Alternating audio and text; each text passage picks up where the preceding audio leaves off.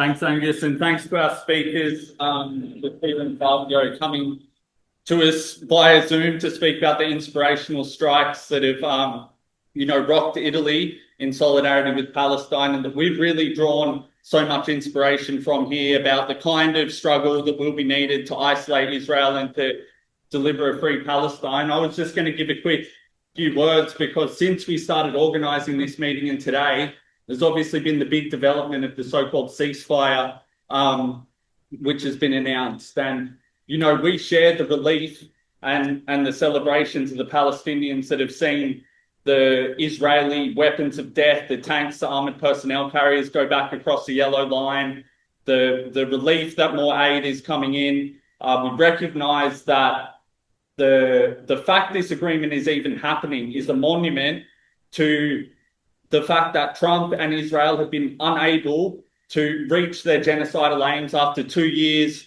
of relentless slaughter in Gaza. They haven't been able to eliminate Hamas and Palestinian resistance, and they haven't been able to ethnically cleanse Gaza like Trump so proudly proclaimed.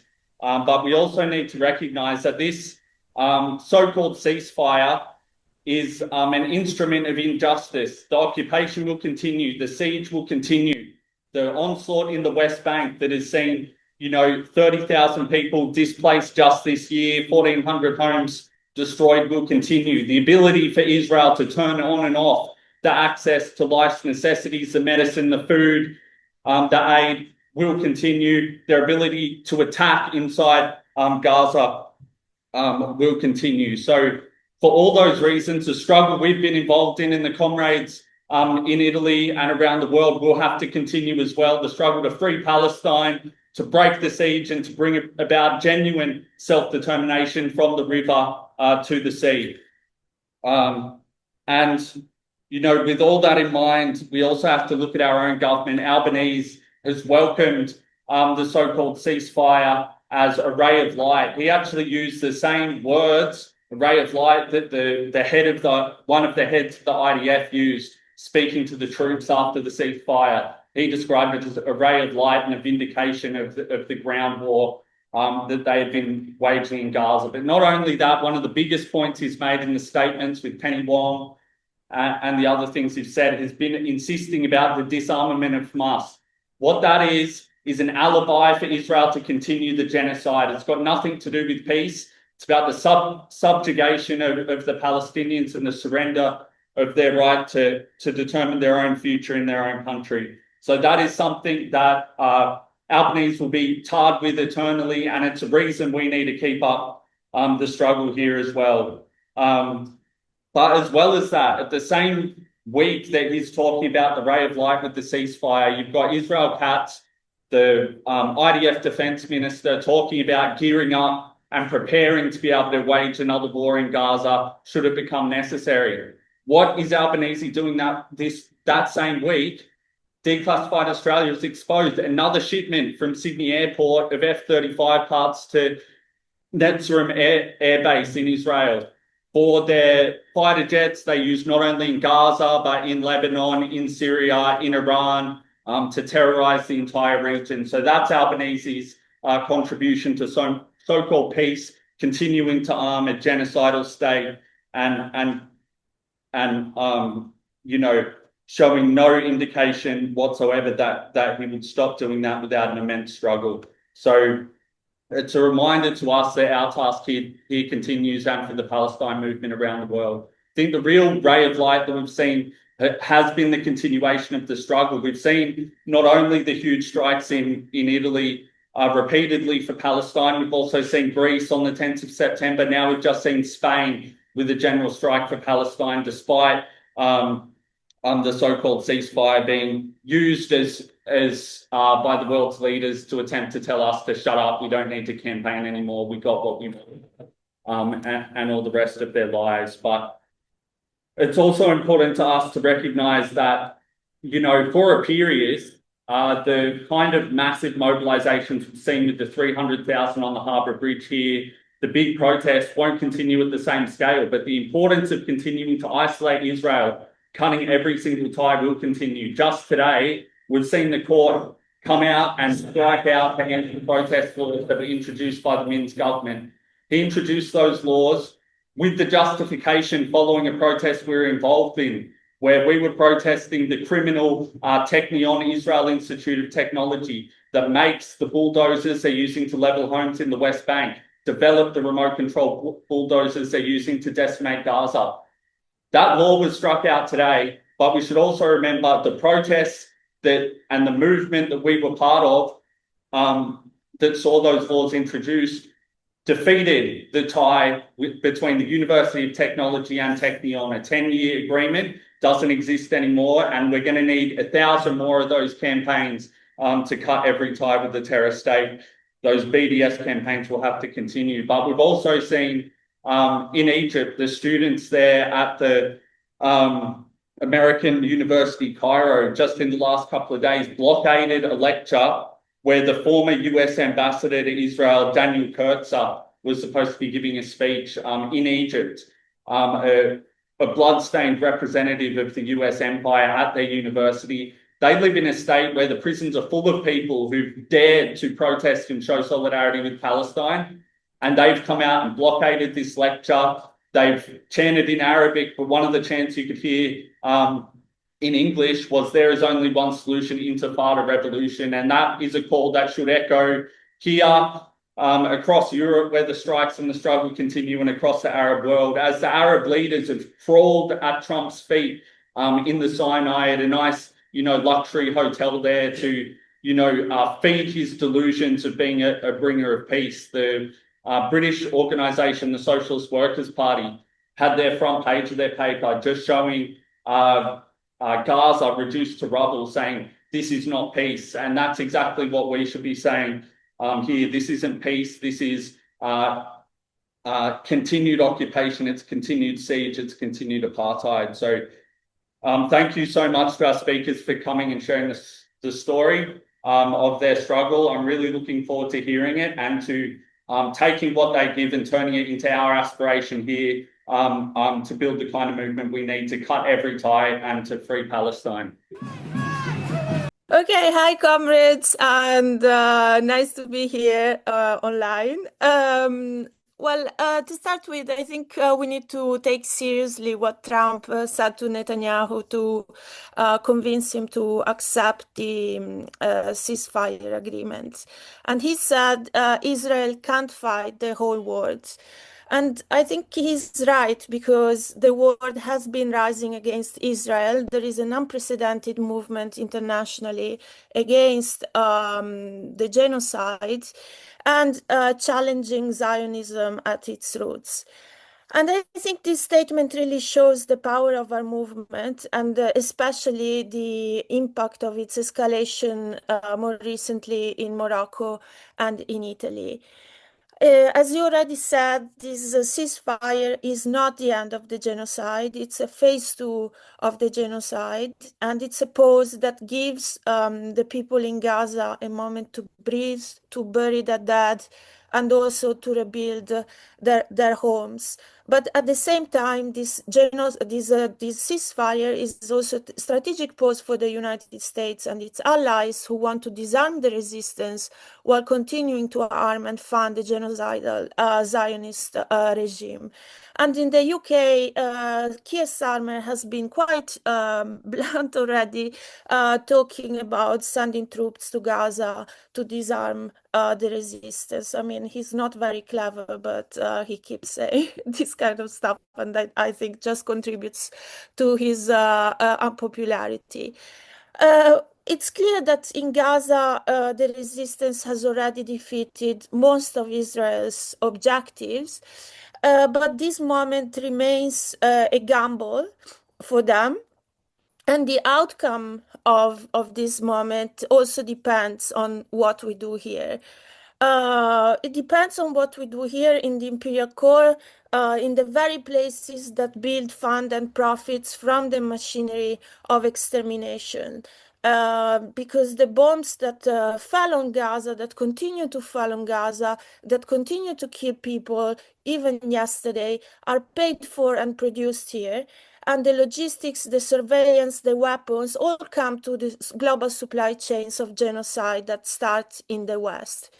And this is why Palestinian trade unions have been calling on us for decades to boycott, divest, block, and strike, not just out of solidarity or humanitarian principles, but part as a shared struggle for liberation, because the same hand that arms the Zionist entity is the hand that exploits and represses us here in the imperialist countries. And this is why what happened in Italy matters so much. Since October 2023, there have been 5 general strikes for Palestine. I know that culminated then in September and October just this year into mass action with millions of people on the streets, blocking roads, highways, ports, arms factories, and also marching in the streets more recently, just on the 4th of October in Rome, when people marched. And this movement has also inspired new general strikes in Greece on the 10th of October, and then just yesterday in the Spanish state. There has been quite a lot of discussion and attention, rightly, because I think this marks a new phase of the global Palestine solidarity movement and also indicates the way forward, right? So the way that we can really support Palestinian resistance at this very difficult time is through actions rooted in our workplaces, is by disrupting the supply chain of genocide here. I think there has been a lot of attention to the strikes, and that's really important. But the way that these strikes have been depicted in the international media and the press has been either to present these more recent actions after, to be frank, 1.5 years in Italy where the movement was pretty small, either as an explosion of spontaneity with all these people on the street, or something that was really organized by the dock workers, some of them part of the Global Sumud flotilla, who called, like said, if they block this flotilla, we will block Europe. And I think what has gone a bit less noticed in the kind of debates about the general strikes is the role played, one, by Palestinian youth organizations in Italy, and secondly, by the independent unions, in particular SI COBAS, who are made, or whose membership is overwhelmingly, like a vast majority, 60+% of members are immigrant workers, many from the Arab region, who have actually led what has been a decade of struggles in the logistics sector that has been the only sustained labor movement in Italy in the wake of the global economic and financial crisis, a movement that has also been inspired by the Arab uprisings in 2011. So these workers organized in SI COBAS with the Palestinian youth movement after the 7th of October realized that organizing marches and protests wasn't enough, and what was needed was really to root the struggle in the workplaces. So they first organized what I thought I think was the first general strike for Palestine in November 2023, followed by a national demonstration. And then they started to work together, organizing blockades in front of Leonardo factories and other sustained campaigns, like, for example, a campaign to cancel the contract between the energy company in Genoa and the Israeli company Makorot that actually was successful. So there has been a kind of sustained organizing at the grassroots level a second general strike in February 2024, with what was then the biggest national demonstration in Milan, which was relatively small if you consider the current numbers, like 50,000 people, and then a major blockade of the port of Genoa in June 2024. So this kind of organizing actually created a repressive response on the part of the state.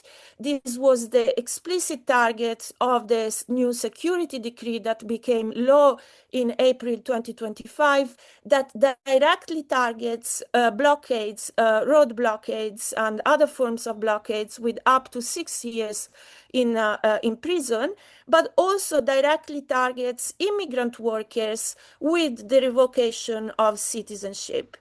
So, on the part of the state, and many activists I interviewed about the general strikes identified exactly in this convergence between pro-Palestine organizers and SI COBAS workers in the blockades of Leonardo, etc., what actually prompted the state to design this new decree that was really aimed at isolating and repressing this movement, preventing the spread of the movement into broader sections of the labor movement.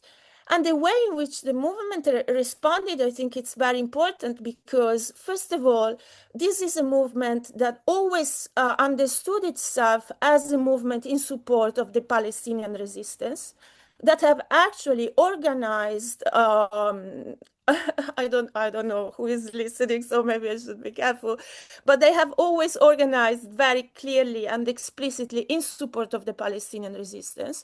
And when on the 5th of October last year, the Italian state banned the national demonstration in solidarity with the resistance, they decided to defy the ban and march anyway, facing massive repression on the part of the state.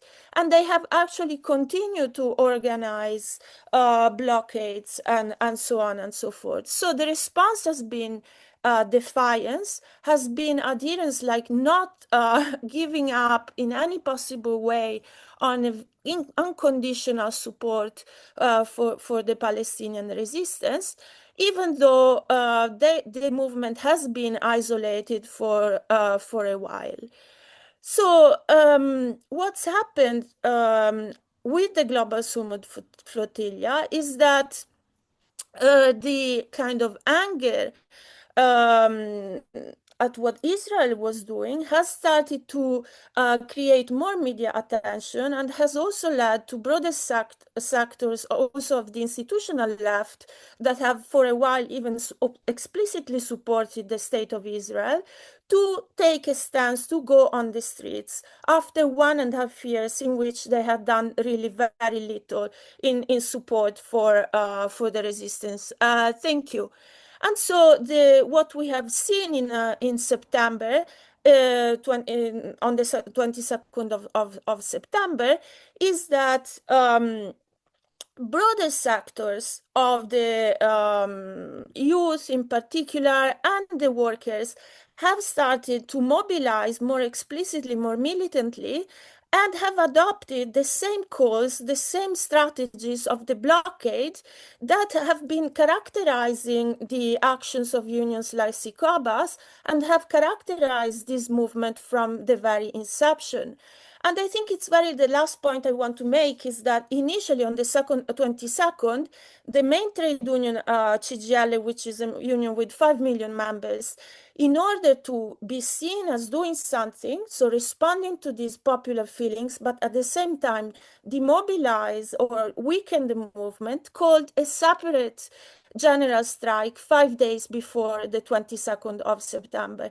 And this created a massive outrage among its membership, people telling them, we are going to leave this union, you are not really serious about mobilizing for Gaza, mobilizing for Palestinians. And this kind of outrage is what pushed the main unions like CGL to call then a unitary general strike on the 3rd of October, and then and to take part in the national demonstration on the 4th of October called by the Palestinian organization. So the same demonstration that had been banned a year before because the state said you are supporting Hamas, you are supporting the Palestinian resistance, this year, just 1 year later, there were 1 million people on the streets under the leadership of the youth organizations. I think it's a major victory for the Palestinian youth groups. It's been a major victory for SI COBAS because it's been with them along the way.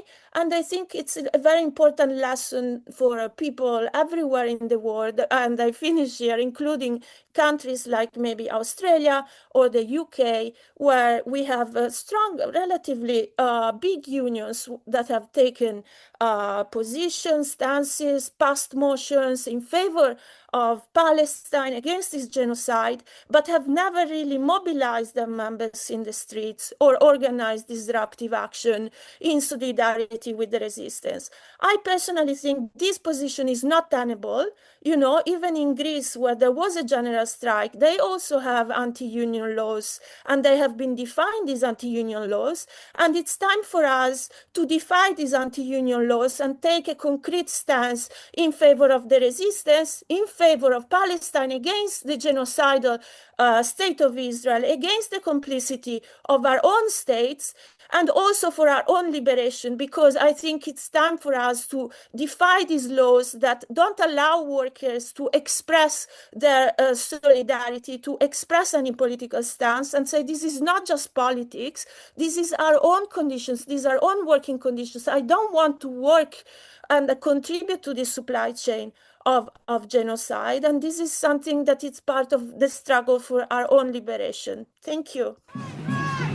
It was a very important weeks, the last weeks we had.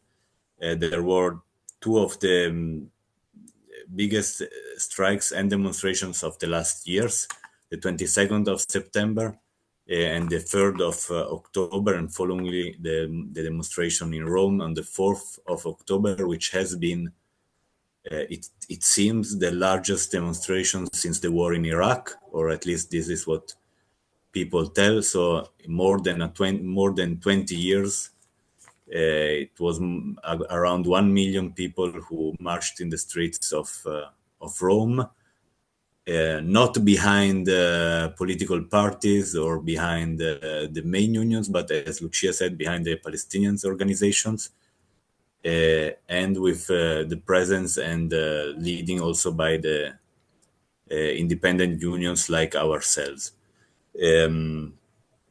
The days of strike, the 3rd of October was even more participated than the 22nd of September, which was already maybe one of the biggest one of the last years. So basically the last weeks, every day I went on the streets, I had to say, this is the biggest crowd I ever seen in my life. And it became more and more. It was like the 3rd of October, there were demonstrations. The particular thing, it was not only in the big cities, where hundreds of thousands of people, but also in smaller cities where actually nothing ever happened in the last years. There were demonstrations all over Italy, which were made by many young people and also by workers, especially workers of the public sector, so teachers, railway workers, something in healthcare, public offices, but also dockers and some other workers in some situations of the private sector. So to put it in a concrete perspective, of course, it was not a mass strike in the sense that otherwise we wouldn't have the Meloni government anymore. It was a significant strike despite an extreme trouble of the working class in the last years, and despite a very low level of conflict overall in the working class in the last years. So this is the significant aspect of this strike. There have been struggles in the last 10, 15 years, but mainly concentrated in small parts of the working class, like logistic workers, like SI COBAS workers, and also railway workers in some instance. Um, but there was a very low level of conflict. So the significance is exactly this, and it is something that we were pushing for a long time. That is, there is no automatical progression from economical struggle to political struggle on the workplace, in the sense that it's not steps that go in a linear way. Of course, it has an impact, the fact that there was a low level of conflict, and we see it also in some sectors that strike, like railway workers or dockers. They were already active in some way. Railway workers in the last 2 years have been in conflict also with the Ministry of Transport in many instances, so they were more ready, and there was a large participation in that sector, and it even defied, in some sense, the rules of the strike, because they actually had to strike 3 hours less, but they started 3 hours before when their shift started, and they defied the limitations in that sense. But there is no automatical progression. This was something that we were saying also in the last years, in February 2024, as Lucia remembered. That is, workers are politically interested. They don't care. They don't care only about their own immediate condition, but they feel the general situation. They are worried about the general situation, and they are even able and willing to take action. In other sectors, like teachers, for instance, there has been actually no level of conflict in the last years, but there has been a very good participation on the 22nd of September and on the 3rd of October. Well, how did it come to the strikes? There was, I think, a short-term explanation and a long-term explanation. Of course, the flotilla did give an encouragement to come out and be willing to take action. Also, in its somehow, we had also many doubts and I mean about the nature of the mission and so on. Also, its political support. But surely it, in its spectacular mission that it somehow wanted to do, it gave an encouragement to the people that it was legitimate and it was now mainstream in some way to be able to protest for Palestine. And there was already the strike on the 22nd, which was called by USB, and SI COBAS participated. And as Lucia reminded, CGL did not participate, but CGL workers in a good fashion did participate. It surely had an impact on the strike in the private sector, as it was divided from the 22nd of September. But SI COBAS launched another strike the 3rd of October, as there was already the demonstration on the 4th, which was programmed, and there was a rising tension. So it was clear that it wouldn't end the 22nd of September, but there was still all the tension also around the flotilla. People did not strike. This also has to be clear. Did not strike because of the flotilla. They did strike because of what happened in Gaza. Of the even more unbearable situation that was going on, and the complete, surely also the fact that the Meloni government was one of the governments that did not even in words take an open position for Palestine, contributed to the indignation of the people. But there is, and then we were also lucky, of course, because in the end it all worked out for the 3rd of October, and so West Bay and CGL as well launched their strike that day, and so it all went on that single day. But as Lucia said, there was also a preparation in the last 2 years of this strike, especially with the strikes that have been made by SI COBAS and the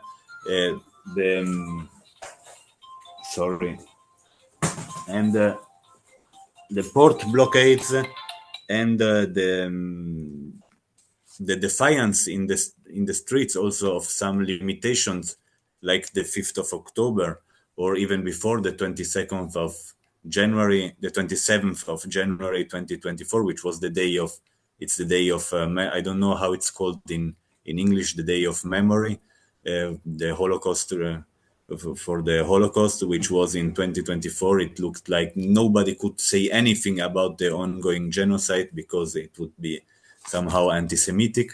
While on the contrary, we said this is really the day where we need to stay against all genocides but we defied the prohibitions by the state, the repression by the state, and it always worked out very well, this defiance. So in these years, we established the legitimacy of protesting for Palestine against ideological and state repression, media and state repression, and we also showed a way which is part of the Italian working class tradition, that is political strike. So the striking and blocking the circulation of the economy, the production and circulation of the economy, to stop the government, to stop the supply chain to Israel. So and some very few other things. I think it's very important that demonstrations came together with the strike. Yes, I know, because and this is the one thing that maybe is also so interesting for people abroad, and where people like Great Britain or I'm sorry, I'm not very I don't know very well the situation in Australia, but like in Great Britain, where there is a very large movement for Palestine, but not connected with political strike.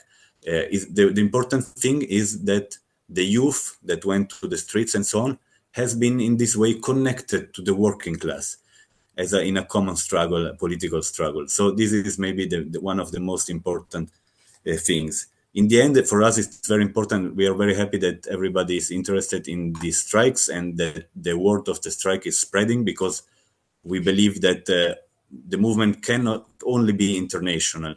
And one of the great gifts of the Palestinian resistance movement, which they didn't want to give, because of course they want to live in peace and that's what they want. But they gave it to us, is that they built an international movement which actually restarted a level of conflict all over the world. And it also showed that internationalism, the unity of workers and people around the world, is not an utopia, but it's already present in the struggle for Palestine. So it's very important.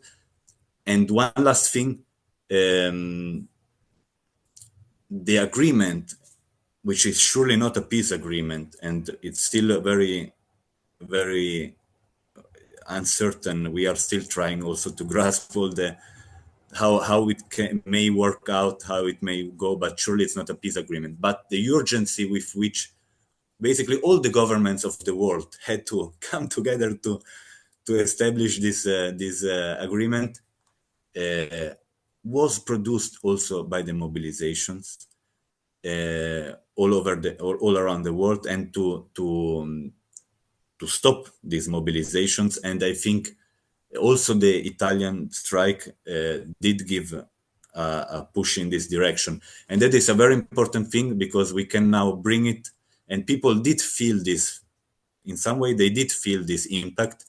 So this is a very important lesson that we can now really bring to the people and the workers, that is, striking is not also against war economy, also against the other wars that are going on and the shift towards a global war, that we actually can stop what is happening. We can stop the shift toward a war and war economy, and in that process also better our own conditions. So this is, I think, what we can now work on all over the world, as with even more conviction than than before. Thank you. Okay, now thank you for the questions. There are very many questions and not easy to answer. So maybe I will just catch some things and try to give an opinion about it.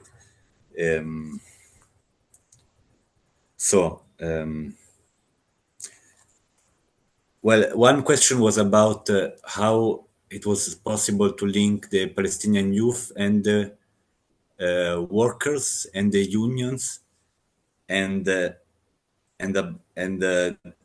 this is linked to another question that is about how we had to make the arguments for the Palestinian resistance and not only against the genocide, not only against for, let's say, for humanitarian issues that of course are also very visible for the people who do at least in the last years. Well, as SI COBAS and other smaller independent unions, but we in particularly had quite from the start a relationship to the Palestinian youth, as we immediately declared, and I mean basically quite immediately after the 7th of October, that we are in support of the Palestinian resistance, and we did demonstrations because the demonstration started basically like a few days after the 7th of October, where we immediately brought also an internationalist position in criticizing also the Arabic state governments for their inaction or false support for the Palestinian cause and so on, and we were able to do this.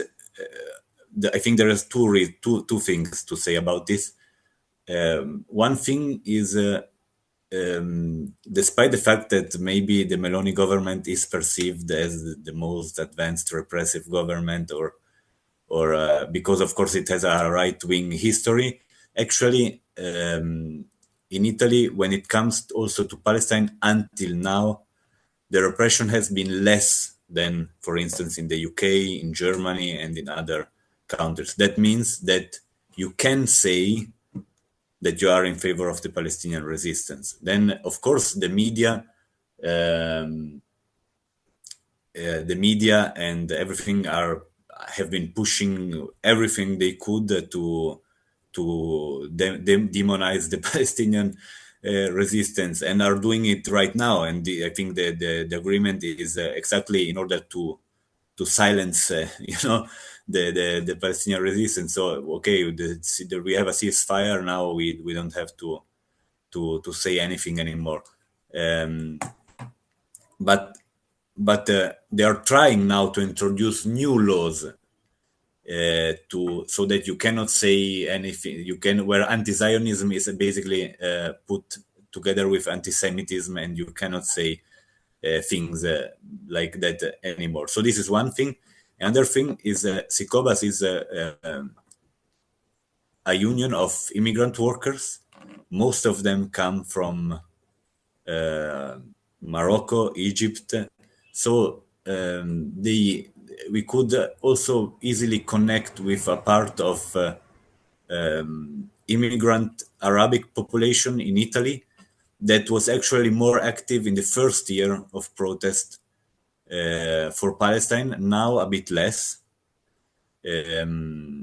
But also after the 7th of October and in the first year was more active. And so we could actually easily establish this link with the Palestinian youth. And how can you...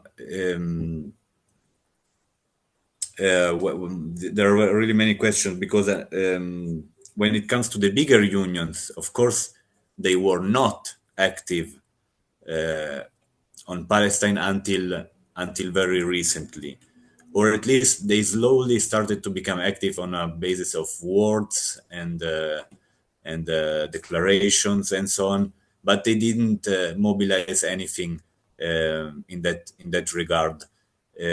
Although, of course, the workers and so on became more and more aware that of the situation, and this pushed also the unions. But I think in this regard, the fact that there are independent unions like SI COBAS, so we can take the merit that we did put a pressure also on the bigger unions, that you had to do something, because in declaring that we had to block everything, that we had to do the strike in a situation of tension that was building, CGL also had to act to keep their link with their own workers. So this is because otherwise, because in the 22nd of September, CGL did a strike before, like Lucia reminded, in another day, but many workers of CGL striked the 22nd of September without their union. So they were seeing, but because there were other unions like ourselves who were launching that strike. So this gave this possibility. So they were seeing that they were losing their connection with a part of the workers. Last thing, I'm sorry, I cannot really go in the different last two things, very small, very shortly. One, right now, it's particularly important to make the argument for the Palestinian resistance. It is not mainstream in Italy. So, okay, there has been, of course, there is a history here as well but like in many other countries, the Palestinian cause has been able in the years to establish itself as a cause for all oppressed people. So this is, but many people strike for humanitarian reasons, but there are good news, because even after the 4th of October, when there was the 7th of October again this year, again the demonstrations were prohibited, and again, like also in Torino, thousands of people went to the street. So this taboo, many people still have it, but many others do see the Palestinian resistance. But right now, it's even more important to make this argument, because they are trying, of course, to put it in on silence, last thing, it's also important because, of course, there is now a different situation than, because with the agreement they have been able to somehow reduce the demonstrations, the mobilization. That level of tension has gone down, but it's particularly important now to, as someone suggested, to connect the struggle of Palestine and what was happening in Palestine with all the other issues, and explain this connection to all the workers who also did not strike in that day, and who are feeling also the consequences of a war economy on their own back, because of course the strike for Palestine was for Palestine, but it was also a product of a rage against a government that is more and more perceived, that came to election, it came to government in looking less warmonger than others, more balanced between West and East, more independent, more nationalist, less near to NATO, and so on. But actually, more and more people see it very clearly. It is a warmongering government that is in full support of the enlargement of war, and also this and internally worsening the working conditions and the living conditions. So it's also a product of this, and we need to work on this especially.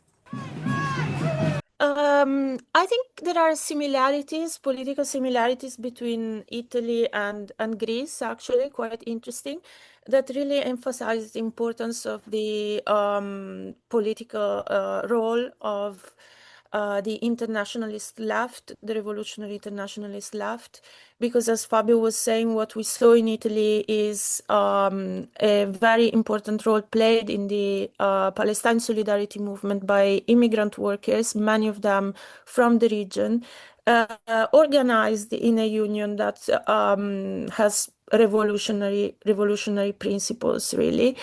And these workers, I think, found it much easier to support the Palestinian resistance, and not just as a national question, but also as a cause of all exploited and oppressed in the world.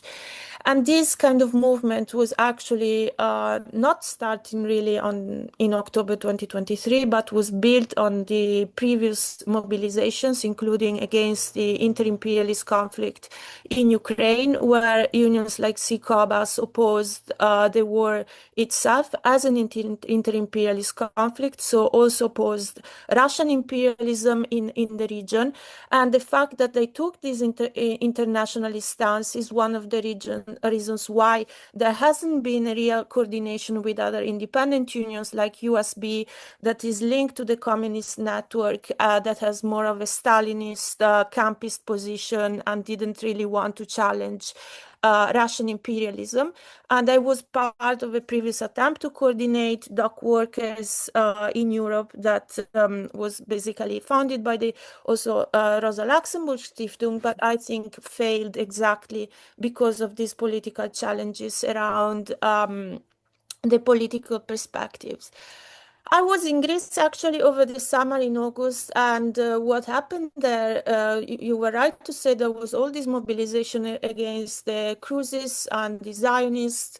And what happened there is that the Communist Party didn't really take part or lead this movement. And it was again a coalition between the revolutionary internationalist left and the Palestinian groups that laid the ground for the general strike in October. And this movement has been able to push the Stalinist and broader sectors of the mainstream unions and the labor movement into action over Palestine. And so we see a similar dynamic in Greece and in Italy, even though I think in Italy is much more pronounced right now, whereas even small organized section of the labor movement has been able to push first these unions like USB and then CGL into action. When before, like in June 2024, USB distanced itself from SI COBAS and said, no, we don't want to call strike action to support the blockade in Genoa, for example. So there was a similar division. And the call then, however, has been able to mobilize broader sectors of the Italian population on a humanitarian ground. I think we need to be honest about it, because the flotilla also mobilized people on purely humanitarian grounds, right? And so the idea, if they block the flotilla, we block Europe. And someone could ask, okay, what have you done before? So why didn't you block Europe for the 1.5 years before that, right? So why only because of the flotilla? So on the one side, I think this is of course good that it broadened to broader sectors of the working class and the youth in particular, youth and workers who, because of the war economy, increased war spending, etc., and the persistent economic crisis, don't really see major prospects for the future. And so they instinctively can identify themselves more with the Palestinian resistance than all the other states in the world that have supported or been inactive in front of a genocide. So I think from a political point of view, it's a very interesting situation, but it's also a political challenge, right? So which perspective is going to be influential in this kind of mass movement, because now it has become a mass movement. In terms of defiance, I think the strike laws in Italy are much better and allow a political strike. They have defied the law in the sense in particular that, and I think we need to be very clear here, that the movement in logistics led by immigrant workers has been able to use the blockade as a tool, as the main tactic that has actually pushed the employers into meaningful negotiations. And this, for many immigrants, has led to a complete change in their living conditions, right? So we talk about a situation 10 years ago where workers were forced to work up to 18, 19 hours a day, to stay on the call the entire day, to earn only 600-700 euros a month. And now, you know, in many companies, they have 8-9 hours a day, and they can earn up to 1,600 plus euros a month. So workers have used the blockade to create these massive improvements in their living conditions, and they see this as the end of the time of slavery. So because it was really slavery conditions in the logistics sector. And the movement now, after the government has basically tried to criminalize the tactic of the blockade in response, explicit response. I mean, the Piantedosi minister said, we need to neutralize SI COBAS. He said that in parliament 1 year ago. And now we have mass movement with millions of people using the same tactic against the Zionist entity. I think this is a problem for the government. It's a political problem. It's also a political problem, even though, again, this is again a political issue, because I was in Milan and Rome and people kept saying, oh, this is the second general strike for Palestine. And I said, no, guys, I mean, you had 5 general strikes for Palestine, you know? So there is also this resistential rhetoric. On the one side, it's good, you know, we sing Bella Ciao, we see the Italian resistance and the Palestinian resistance as similar. But on the other side, it's clear, I mean, Italy is an imperialist state. It's not the same thing. I don't think we should support the Palestinian resistance just on nationalist grounds. So it's a political challenge. Of course, there is also an attempt. We had both USB and CGL saying, well, these general strikes really show the pride of Italy. This is what makes Italy proud. And or try to use even nationalists, you know, challenge Meloni because she doesn't really represent the Italian people or Italian interests, etc., against, she's subservient vis-a-vis the US or Israel.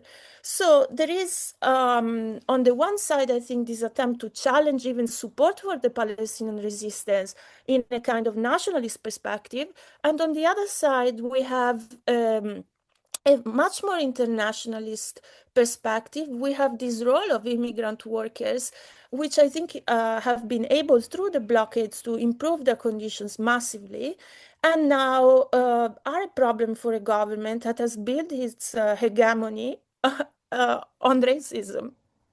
It's a massive problem for the government.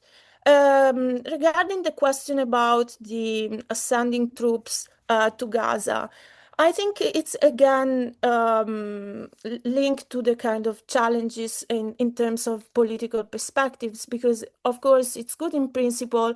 And even when Meloni said, oh, I'm sending a frigate to support the flotilla, there were people like everywhere excited about it, right? But on the other side, we also need to be conscious that everything on the ground in Gaza will be controlled by the United States, Israel, and the Gulf. So is the sending military troops really a perspective that will address the problems, right? Can we rely even on states doing this, or we need to focus on doing exactly what the Palestinians want of us, which is you live in the countries that are arming the entity that is killing us, that is destroying us, and you as workers, you have a duty there to stop this genocide that starts in Europe, starts in the US, starts in Australia, etc.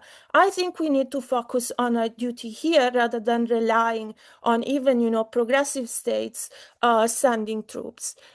In terms of the challenges in countries like Australia or the UK, So what we saw in the UK, I can talk about the UK more, is that we have a very big movement. Like just last Saturday, 500,000 people or more were on the streets of London and they clearly said that, you know, they are not going to stop until Palestine is free, until this occupation ends. So they are not buying this idea that the ceasefire is the end of anything. And this is, I think this is really good. On the other side, we also see that the Palestine Solidarity movement in the UK is quite established, but has also created a kind of tacit alliance with the trade union bureaucrats who come to the demonstrations, give talks, right, in support of Palestine, etc., etc., etc., and then they go back and do absolutely nothing in terms even of mobilizing the members or you know, sending someone from headquarters to carry the banner. I promise you, they send the banner, they don't even send people. So I think this is not sustainable. And I think even people in organizing the Palestine Solidarity movement realize that this is not sustainable because Italy has opened a new chapter, and then we've seen Greece and Spain. And this is a new chapter that needs, where we need to root our resistance in the workplaces.